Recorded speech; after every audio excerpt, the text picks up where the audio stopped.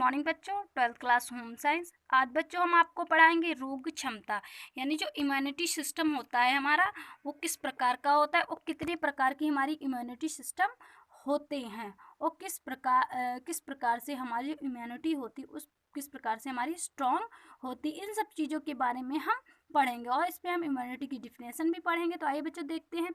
रोग क्षमता शरीर की रोगाणुओं से संघर्ष करने की शक्ति को रोग निरोधक शक्ति अथवा रोग क्षमता इम्यूनिटी कहते हैं।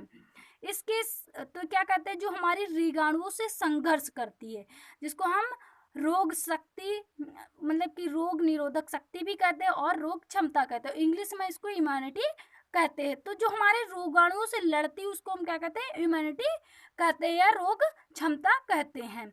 जिसके शरीर में जितनी अधिक रोग क्षमता होगी, उसका शरीर पर उतना ही अधिक रोग से बचाव रहेगा।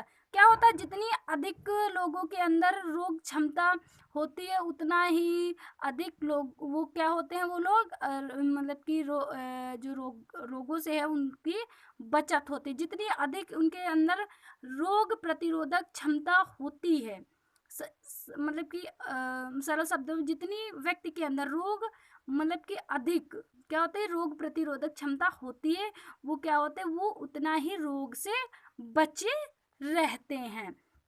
यही कारण है कि एक ही वातावरण में रहते हुए भी एक व्यक्ति संक्रामक रोग से पीड़ित हो जाता है तथा दूसरे व्यक्ति के शरीर पर उसका कोई प्रभाव नहीं होता है। अतः व्यक्ति का रोगी होना उसके शरीर की रोग क्षमता पर निर्भर करता है।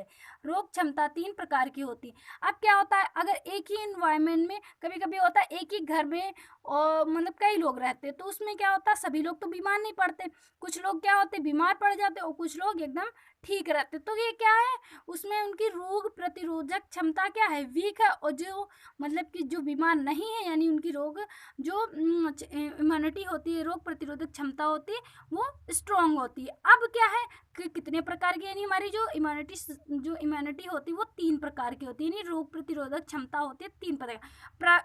प्राकृतिक रोग क्षमता, यानी जो ईश्वर ने हमको जन्मजात दी है, यानी ईश्वर ने हमारे अंदर जो जन्मजात हमको इम्यूनिटी दी है, यानी कि नेचुरल जो हमारे ईश्वर ने हमको दी है, नेचुरल इम्यूनिटी, यानी जो भगवान ने हमको दी है, वो क्या होती है, प्राकृतिक रोग क्षमता होती है।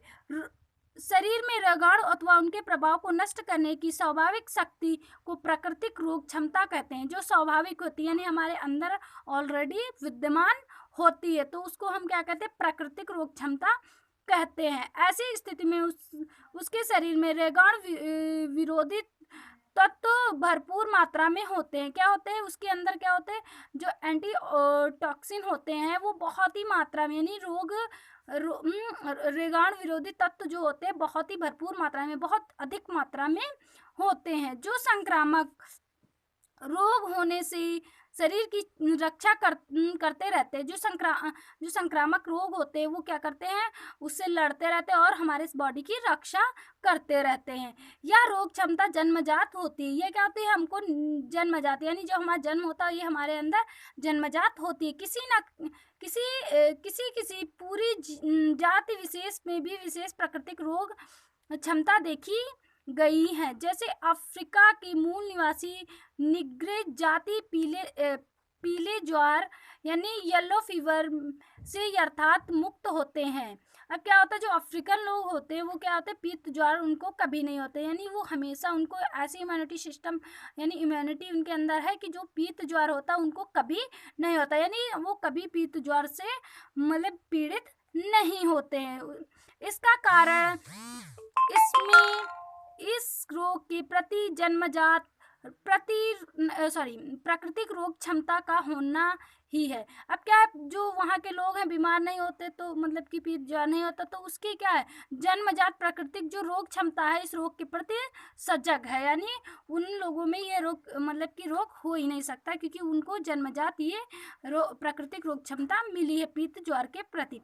यह रोग क्षमता व्यक्ति के स्वस्थ रहने पर बढ़ती है तथा अस्वस्थ आयु वृद्धि एवं दूषित वातावरण आदि में कम भी हो जाती है। क्या होता है, जब हम स्वस्थ रहते हैं तो हमारी जो प्राकृतिक रोग क्षमता है वो बढ़ती रहती है, और जब हम मतलब कि अस्वस्थ होते हैं, यानी हमारा दूषित वातावरण होता है, दूषित भोजन होता है, दूषित जल होता है, तो ये क्या होता है, हमारे वातावरण के साथ हमारे अंदर भी कम होती जाती है। अब देखो, अर्जित रोग क्षमता यानी जो हम अर्जित करते हैं, एक्वायर्ड इम्यूनिटी, जो हम अर्जित करते हैं, यानी अर्जित जैसे हमने किसी मतलब कि लेना, अर्जित यानी लेना, जैसे कि चेचक का टीका लगता है, डिphtheria का सॉरी, इसमें टीका नहीं लगता है, इसमें क्या होता है, अर्जित यानी अगर हमको चेचक हो गया तो उस रोग के प्रति, जब हमको चेचक हो जाता है उस व्यक्ति को दोबारा चेचक नहीं होता, अगर होता भी है तो इतना गंभीर नहीं होता, क्योंकि उस रोग के प्रति क्या होता है, हमारा जो इम्यूनिटी सिस्टम होता है बहुत ही स्ट्रांग हो जाता है, उसके प्रति क्या हो जाती है, हमारे अंदर इम्यूनिटी सिस्टम अर्जित हो जाती है, यानी वो हमारे अंदर स्ट्रांग हो जाता है। तो ये क्या है, हम अर्जित कर लेते हैं, यानी वो एक बार हमको वो रोग हो गया और उसके बाद उसके प्रति हमारी बॉडी सजग हो जाती है और हमारे अंदर जो मतलब कि इम्यूनिटी सिस्टम होता है उसको अर्जित कर लेती है साधारणतः हमारी बॉडी। इस इस इस प्रकार की रोग क्षमता को लब्ध रोग क्षमता भी कहते हैं। कभी कभी किसी व्यक्ति के एक बार किसी संक्रामक रोग से पीड़ित हो जाने पर जब वह ठीक हो जाता है, उसके शरीर में स्वतः ही उस रोग के लिए रोग क्षमता उत्पन्न हो जाती है। अभी हमने बताया कि अगर कोई रोग हमको हो जाता है उसके प्रति हमारे अंदर बॉडी में मतलब कि जो रोग क्षमता होती है सजग हो जाती है, यानी उत्पन्न हो जाती है अपने आप ही। पुनः उसे इस रोग के होने की संभावना नहीं रहती है। यदि कभी वह रोग भी हो जाता है तो उसका प्रभाव अत्यंत साधारण होता है। हमने बताया ना, अगर हम अभी हमने उदाहरण चेचक का दिया था कि अगर चेचक एक बार किसी को बहुत गंभीर तरीके से हो गई, उसके बाद जब दोबारा उसके अंदर चेचक का रोग होता है या कुछ भी होता है तो क्या होता है, वो एकदम साधारण एकदम नॉर्मल होता है। इसी को अर्जित रोग कहा जाता है। इसी को क्या कहते हैं, अर्जित रोग कहा जाता है। अर्जित रोग क्षमता की अवधि विभिन्न संक्रामक रोगों से भिन्न होती है। क्या होती है, ये विभिन्न संक्रामक रोगों से भिन्न होती है। जैसे चेचक एक बार हो जाने पर आयु पर्यंत के लिए चेचक के प्रतिरोध क्षमता उत्पन्न हो जाती, यानी जीवन पर्यंत जितने जब तक आपकी आयु रहेगी तब तक आपके प्रति जो रोग क्षमता होती चेचक का पर उत्पन्न हो जाती, फिर कभी आपको चेचक नहीं होगा, अगर होगा भी तो एकदम साधारण यानी नॉर्मल होता है। अतः हम इसे स्थायी रोग क्षमता कह सकते हैं। इसे हम क्या कह सकते हैं, स्थायी, यानी हमारे बॉडी के अंदर एकदम स्थायी हो गई है। डिफिथीरिया आदि होने से कुछ कम दुर्लभ होती है। डिफिथीरिया होने पर क्या होती है, कुछ कम दुर्लभ होती है, फिर भी बहुत समय तक बनी रहती है। फिर भी क्या बनी रहती है, बहुत समय तक इसके प्रति रोग क्षमता हमारी बनी रहती है।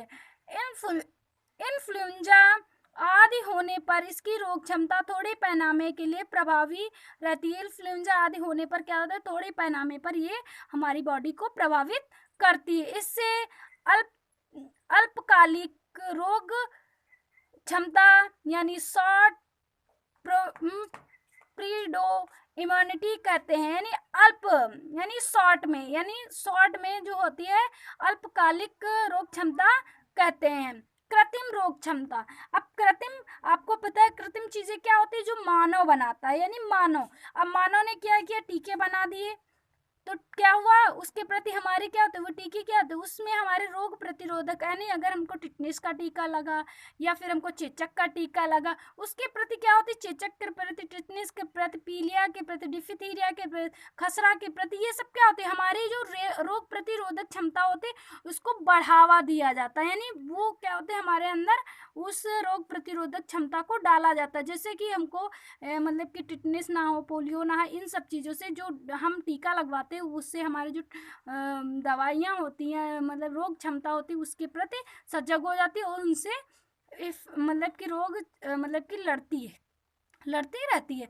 जब शरीर में कृत्रिम साधनों द्वारा रोग क्षमता उत्पन्न कर दी जाती है तब उस उसमें कृत्रिम रोग क्षमता कहते हैं, उसे क्या कहते हैं, कृत्रिम रोग क्षमता कहते हैं। इसके अंतर्गत विभिन्न संक्रामक रोग के टीके लगवाने होते हैं। इसके बाद क्या होता है, विभिन्न संक्रामक टीके लगवाने होते हैं। संक्रामक रोगों से बचाव हेतु अस्पतालों में नवजात शिशुओं के बचपन में प्रभावित रहने वाले कुछ रोगों के टीके लगा दिए जाते हैं। क्या होता है, जो नवजात शिशु न्यू बॉर्न बेबी होता है उसको क्या क्या मतलब कि कुछ टीके लगवाए जाते हैं, जैसे टिटनेस का होगा, डिफथिरिया, पीलिया, इन सब चीज़ों के टीके उनको लगाए जाते हैं। जैसे टिटनेस, पोलियो तथा डिफथिरिया आदि मुख्य है। क्या है ये सब टीके नवजात शिशु को लगवाए जाते हैं। तो आज के लिए बच्चों इतना ही। कल हम आपको पढ़ाएंगे विभिन्न रोगों के टीके लगवाने की आयु अथवा अवधि, यानी किस महीने में हमको कौन सा टीका लगवाना चाहिए, किस प्रकार से